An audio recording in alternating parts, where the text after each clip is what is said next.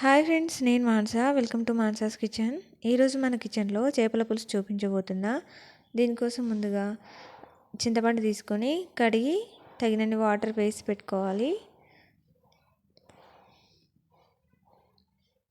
ఇప్పుడు గుప్పెడు పల్లీలు తీసుకొని వీటిని లైట్గా ఫ్రై చేసుకోవాలి.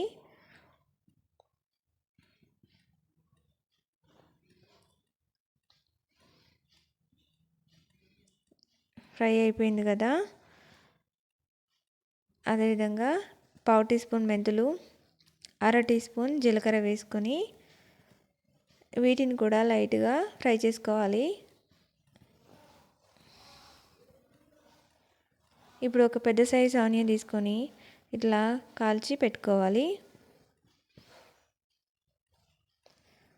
ఇప్పుడు మిక్సీ జార్లో పల్లీలు వేసుకొని పేస్ట్ చేసుకోవాలి. ఇందులో నానబెట్టుకున్న చింతపండు, 2 స్పూన్ల కారం. నేను ఇక్కడ స్పూన్ కారం తక్కువ తీసుకుంటున్నానండి, ఇది స్పైసీగా ఉంది. పసుపు, అల్లం వెల్లుల్లి పేస్ట్, ధనియా powder, garam masala, 1 spoon salt వేసుకొని ముందుగా కాల్చుకున్న ఆనియన్ ముక్కల్ని కూడా వేసి కొన్ని వాటర్ వేసుకొని మిక్సీ పట్టుకోవాలి. ఈ పేస్ట్ బరకగా ఉండాలి.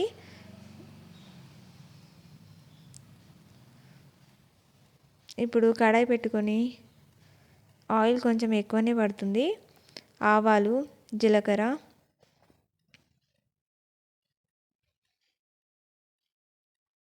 ఇవి వేగిపోయిన తర్వాత మనం ముందుగా రెడీ చేసి పెట్టుకున్న పేస్ట్ని వేసుకొని స్టవ్ మీడియం ఫ్లేమ్లో పెట్టి ఈ పేస్ట్ని ఆయిల్లో బాగా ఫ్రై చేసుకోవాలి.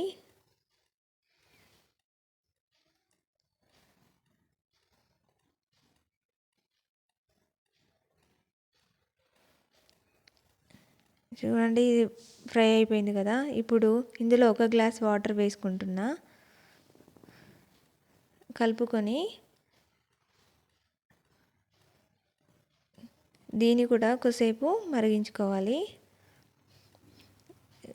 ఇందులో ఇప్పుడు ఆ మెంతులు, జీలకర్ర పౌడర్ వేసుకొని కలుపుకోవాలి.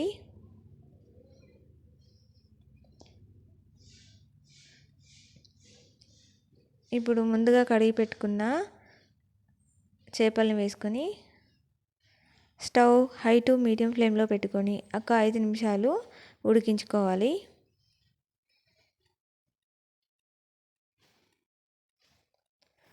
చూడండి, ఇట్లా బుడగలు వస్తున్నాయి కదా, చక్కగా ఉడికిపోయింది మన కర్రీ.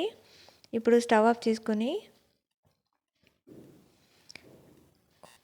ఫైనల్గా వాము పౌడర్ వేసుకోవాలి. ఈ పౌడర్ వల్ల మన కర్రీకి మంచి టేస్ట్ వస్తుందండి. బెనిఫిట్స్ చూద్దాం. ఇందులో omega 3 fatty acids and vitamin D, B2 సమృద్ధిగా ఉంటాయి. అంతేకాకుండా ఐరన్, కాల్షియం కూడా అధికంగా ఉంటాయి. మీరు ఈ రెసిపీ ట్రై చేసి మీకు ఎలా అనిపించిందో కామెంట్ సెక్షన్లో నాతో షేర్ చేసుకోవడం మర్చిపోవద్దు. ఈ వీడియో కనుక నచ్చినట్లయితే లైక్ చేయండి, షేర్ చేయండి, సబ్స్క్రైబ్ చేయడం మర్చిపోవద్దు. Thank you for watching.